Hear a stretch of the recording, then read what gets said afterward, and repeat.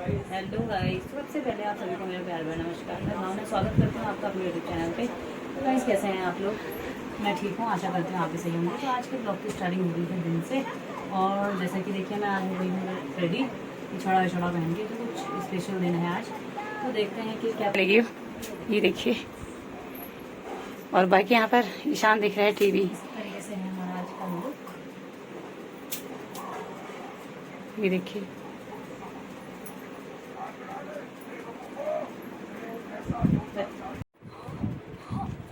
तो यहाँ पर सैलू का आगे है बॉक्स, कौन सा फॉलोअर बॉक्स है। तो यहाँ पर सैलू पहनी अभी माला, अपनी ज्वेलरी। उतारना पड़ेगा, क्या उतारना पड़ेगा? ये थोड़ा नीचे करना पड़ेगा।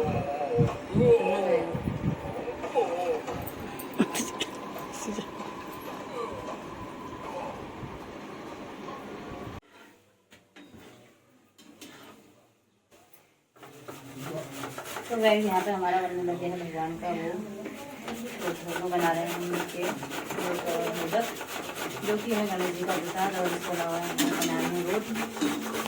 और ना ऐसा कुछ नहीं है, प्रोडक्ट हैं तो कभी कुछ चलते हैं वो। बहुत अच्छा। आपको कुकिंग में क्या कहना है? हमने ये रोट बना दिया है, और किनारे से इसको इस तरीके से उठाया है आटे को। अगर ऐसे नहीं उठाते तो रोट नहीं कहलाते, और रोट ना कहलाते पूरी कहलाती है।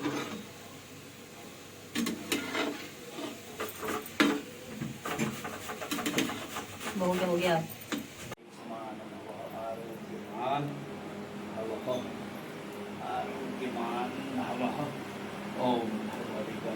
भावेश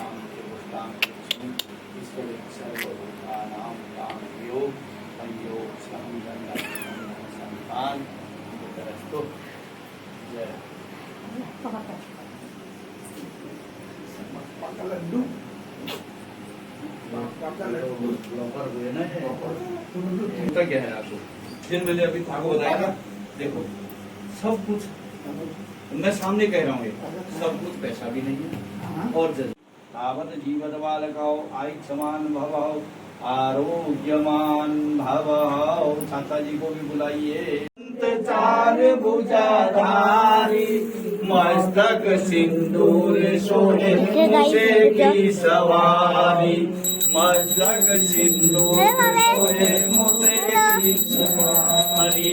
अंधन को आँख देत कोड़िन को काया। बोलिए ग्राम भूमिया देवता की जय, बोलिए श्रेष्ठ देवता की जय हो, बोलिए सभी देवी देवताओं की जय हो। पूर्णम विरगंधा रक्षतो, हाथ लगा लो दाजी जरा। ओम विरगंधा रक्षतो पुष्प पाणी संगी फलो या फलानी अफलानी अपुष्पाणी प्रतिग्रहे पाम। ओम स्वस्ति स्वस्ति स्वस्ति कुशलमस्तु चिरायरस्तु भोगानिरस्तु ऐश्वर्यमस्तु धन संतान वृद्धरस्तु सौभाग्यमान भव सौभाग्यवती भव। गुरुक्ष शुक्रो शनि राहु केतवो सर्वे ग्रह शंकरता। ओम शांतिकाराय च भवन्तु मे।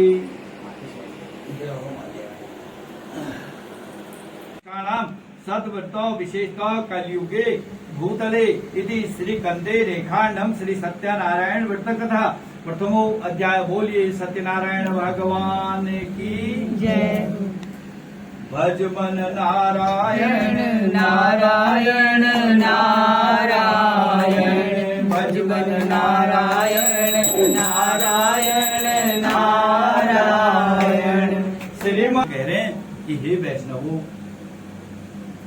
आपने जो है सभी प्राणियों के हित की बात पूछी, सारे प्राणियों की हित की बात पूछी है। और अब मैं उस श्रेष्ठ व्रत को कह रहे हैं कि आप लोगों से कहूंगा। और जिस व्रत को नारद ने श्री लक्ष्मी नारायण भगवान से पूछा था, कि तब लक्ष्मी नारायण भगवान ने मुनि नारद से क्या कहा था, कैसा हुआ, क्या वर्णन हुआ, ये मैं सब आपको बतलाऊंगा। आप ध्यान लगा के सुने। कह रहे हैं कि एक समय की बात है, कह रहे हैं नारद जी जो है दूसरों की हित की इच्छा करते हुए, मतलब अपने मन में दूसरों की हित के लिए, दूसरों के हित के लिए इच्छा मन में इच्छा करते हुए अनेक लोगों में घूमते हुए एक बार मृत्यु लोक में आप पहुंचे नारद जी। तो जब वो मृत्यु लोक में आए महाराज, वहां अनेक प्रकार के योनियों में जन्मे हुए प्राणी सभी मनुष्य को अपने कर्मों अनुसार जब उन्होंने दुख भोगता हुआ देखा और पीड़ित होता हुआ देखकर सोचा, अब सोचने लगे नारद जी कि कौन से यज्ञ को करने से इनके दुखों का उद्धार हो सकेगा, यानी नाश हो सकेगा। ऐसा मन में सोचकर मुनि नारद जो है, श्रेष्ठ नारद जी कहते हैं कि विष्णु लोक हो गए। उन्होंने अपने कदम विष्णु लोक को बढ़ाए और जब वो विष्णु लोक में पहुंचे कह रहे हैं, तो वहां पर श्वेत वर्ण 4 भुजाओं वाले देव ईश नारायण, और उन्होंने जो है भगवान को देखा और वहां शंख चक्र गदा पद्म आदि वरमाला पहने हुए थे महाराज, है नहीं। और उन्हें देखकर नारद जी ने स्तुति करने लगे, प्रार्थना करने लगे कि अब नारद जी कह रहे हैं भगवान से कि हे भगवान, विष्णु भगवान से कह रहे हैं, सत्यनारायण भगवान विष्णु भगवान है, विष्णु भगवान से कह रहे हैं कि आप जो हैं, नारद जी कह रहे हैं आप अत्यंत शक्तिवान हैं, आप अत्यंत शक्ति से संपन्न हैं और मन तथा वाणी भी आपको नहीं पा सकती, मन और वाणी भी आपको नहीं पा सकती है। आपका आदि मध्य अंत कुछ भी नहीं है। भगवान से कह रहे हैं आप निर्गुण स्वरूप होते हुए सृष्टि के कारणभूत व भक्तों के दुखों को नष्ट करने वाले हो, दूर करने वाले हो, और इसलिए आप नारद जी कह रहे हैं हे भगवान, आपको मेरा सादर नमस्कार है। अपने अपने कर्मों के अनुसार अनेक प्रकार के दुखों से दुखी हो रहे हैं। तो नारद जी कह रहे हैं कि हे नाथ, हे भगवान, मुझ पर दया रखते हुए अब आप यह बतलाइए कि उन मनुष्यों के सब दुखों का जो सारे दुख दूर होंगे, वो प्रयत्न मुझे बताइए और किस प्रकार वो दूर हो सकते हैं, ऐसा मुझे समझाइए। तो विष्णु भगवान नारद जी से बोले, तो नारद जी ने सारी विनती की भगवान विष्णु से। तो विष्णु भगवान बोले कि हे नारद, मनुष्यों की भलाई के लिए तुमने बहुत अच्छी बात पूछी।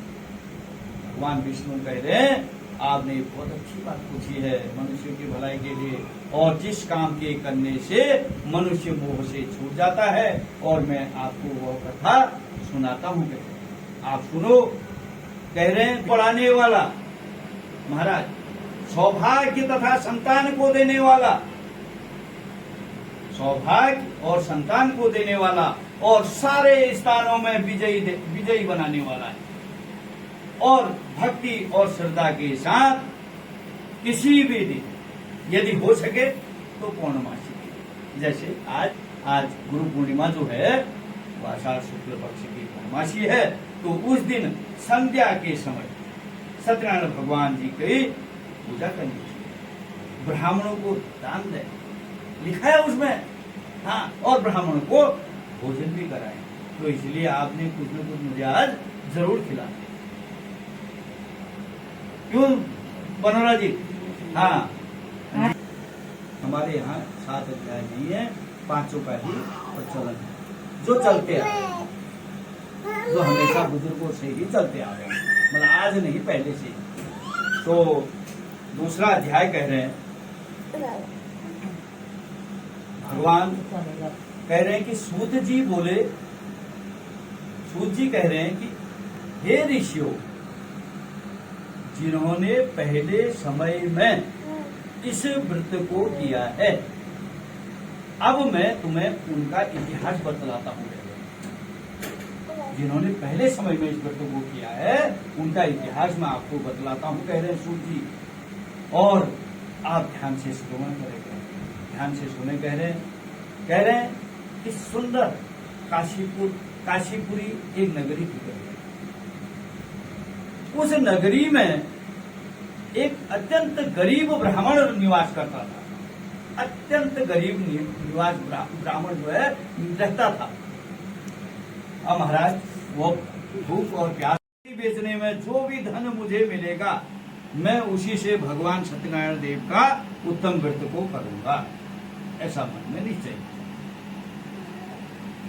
मन में विचार करके वो जो बूढ़ा आदमी था बेचारा लकड़हारा, अपने सिर पर गट्ठी रखकर चल दिया सीधे। और महाराज भगवान की ऐसी कृपा रही, वो उस नगर को चल दिया जहां पर धनवान लोग रहते थे। उस नगर की ओर उसका मुंह लगा दिया भगवान, जहां पर धनवान लोग रहते थे। उस नगरी के उस वो वाला रास्ता मिल गया उसे, जहां पर धनवान लोग रहते थे। और वह ऐसे नगर में गया महाराज, अब जो है जो लकड़ियों का दाम उसे मिलता था, उस दाम पहले के दिनों में 4 मिल गया। जैसे 1 रुपया मिलता था वो। तीसरा अध्याय कह रहे हैं, सूत जी कह रहे हैं, शास्त्रों के ज्ञाता सूत जी कह रहे हैं कि हे मुनि श्रेष्ठो, हे श्रेष्ठ मुनियो, अब मैं एक आगे की कथा कहता हूं, कह रहे हैं, सुनो, कह रहे हैं। बहुत समय पहले की बात है, कह रहे हैं, एक उल्लामुख नाम का राजा था, बुद्धिमान राजा, होशियार राजा, और सत्य वक्ता, सत्य बोलने वाला जितेंद्री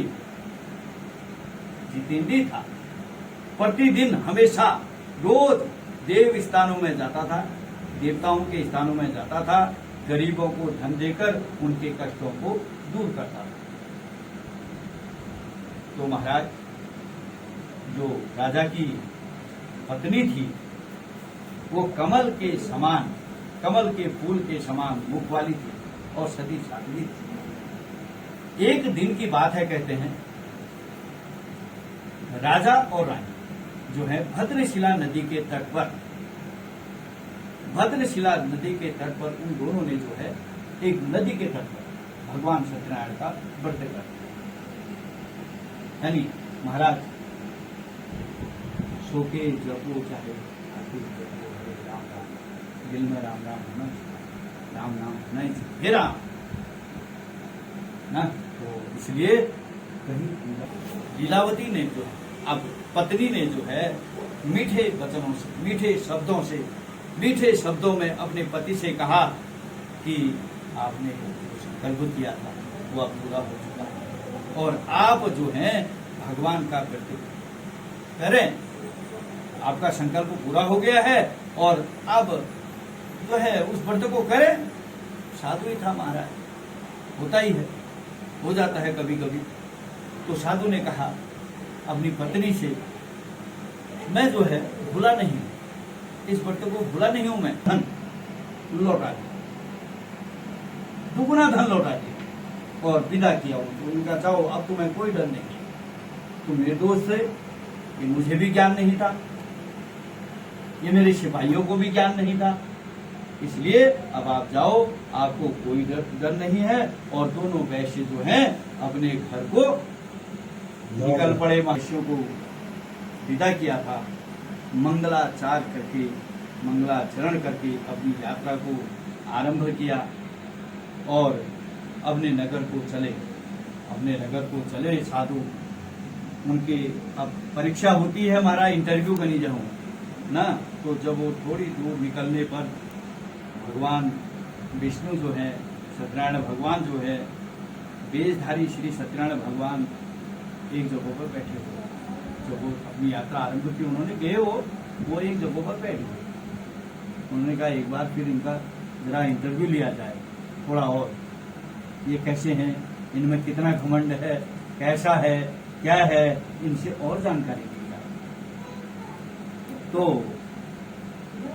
थोड़ी दूर जब निकले तो भगवान सत्यनारायण ने उनसे पूछा, भगवान विष्णु ने फिर पूछा कि हे वैश्यो, हे साधु, तेरी नाव में क्या है, तेरी नाव में क्या है, इतना ही पूछा बस, तेरी नाव में क्या है।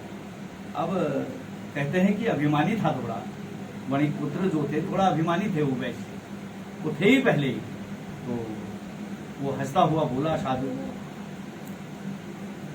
क्या क्यों पूछते हैं आप ऐसा, क्या मतलब होता है इसका, तेरे मतलब नाव में क्या है, कैसा है, क्या नहीं है, इसके पूछने का मतलब क्या है, क्या कोई धन लेने की इच्छा है? मेरी नाव में तो बेल और आदि पत्ते भरे हुए हैं, मेरे नाव में और कुछ नहीं है। तो महाराज वो तो भगवान ने दिया था उसको, है झोली भर के चौगुना लौटा दिया गया था। तो वैश्य का कठोर वचन सुनकर फिर थोड़ा सत्यनारायण भगवान फिर डगमगा गए। उन्होंने कहा यार ये कहा तुम्हारा वचन जो है सत्य हो, तुम्हारा वचन सत्य हो।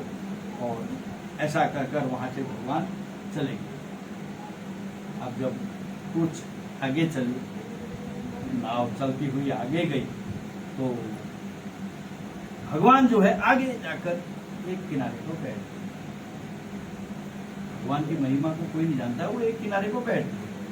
अब जब वैश्य पुत्र जो है नित्य क्रिया कर रहे थे, अपनी नाव चलाने की जो क्रिया है उनकी वो कर रहे थे, नाव चल रही थी, तो नाव कभी ऊंची उठे, कभी नीचे जाए, कभी इधर जाए, कभी उधर जाए, तो उनको बड़ा अचंभा हुआ महाराज। और जब किनारे किनारे गए दोनों ससुर जमाई, तो देखा नाव में कुछ नहीं है, नाव सब खाली। तो मूर्छित होकर जमीन पर गिर पड़े, मूर्छित होकर जमीन पर गिर गए। तो किनारे लगाया, कुछ था ही नहीं, मूर्छित हो गए, बेहोश। फिर मूर्छा खुली थोड़ी देर के बाद, और शोक प्रकट करने लगा साधु। अब वो जो वैश्य पुत्र है वो शोक प्रकट करने लगा। तब उसका दामाद बोला, जो जवाई था वो बोला, उसको जरा ज्ञान आ गया।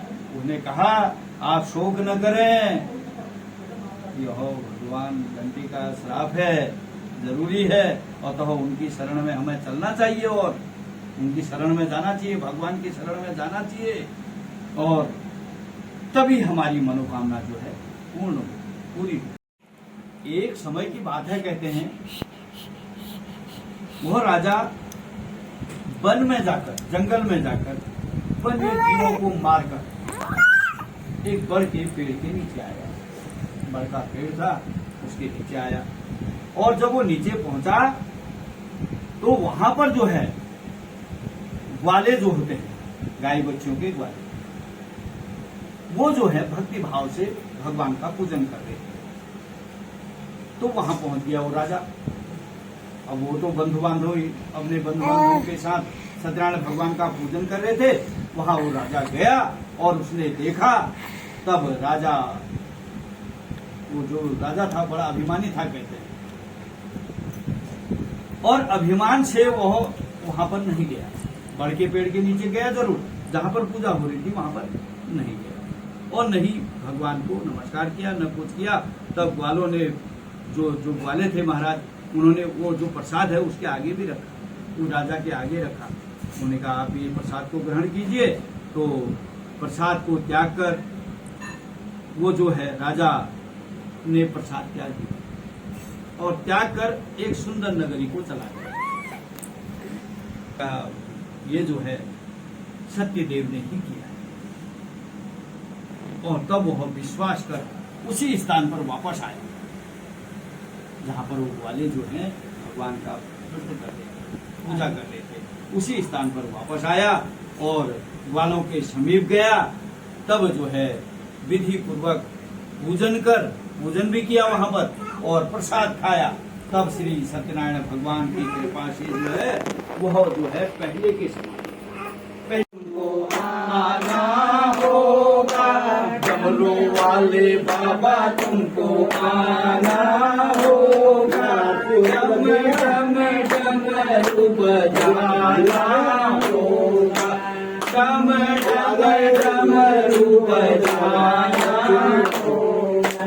भांग धतूरा दूध तुम पे चढ़ाएंगे, भांग धतूरा दूध तुम पे चढ़ाएंगे, केसरिया चंदन से बाबा तिलक लगाएंगे, केसरिया चंदन से बाबा की भक्तों को पार लगाना होगा, डम डम डमरू बजाना होगा, डम डम डमरू बजाना होगा, डमरू वाले बाबा तुमको आना होगा। में त्रिशूल गले सर्पों की माला है, हाथ में त्रिशूल गले सर्पों की माला है। तू तो प्यारे भोले बाबा जग से निराला है, तू तो प्यारे भोले बाबा जग से निराला है। हाथ में त्रिशूल गले सर्पों की माला है, हाथ में त्रिशूल गले सर्पों की माला। आना होगा नंदी पे चढ़ कर, आना होगा डम डम डमरू बजाना होगा डम डम। हरि ओम ओम एतन्ते देव सवित्रज्ञं ब्रह्मणो तेन मानमनो द्वितामादस्यो बृहस्पति परिष्टं धातु विश्वे देवाओं भूर्भुवस्सः गणपति सहितो गौर्यार्धीतामो प्रतिष्ठां सुप्रतिष्ठां अग्निवाहनं सुप्रतिष्ठां प्रदावो नैवेद्यं शुक्लं दत्तो नैवेद्यं प्रतिगृहीत्वा नैवेद्यं समर्पयामि। नमो नमः। ओम हरि ओम गणनाथ आप दूसरे आप भी दाइए। हाँ चलो उठाओ। ओम नमो भगवते वासुदेवाय नमः स्वाहा। ओम नमः भगवते वासुदेवाय नमः स्वाहा। अब हाथ जोड़े रहे। नमो भगवते वासुदेवाय नमः स्वाहा। ओम नमः ठीक से तो भैया इसमें आपको बेटा ठीक भावेश पहलू नमक पकड़ो ये हो गया, तूने खेलना नहीं है, नहाना नहीं है।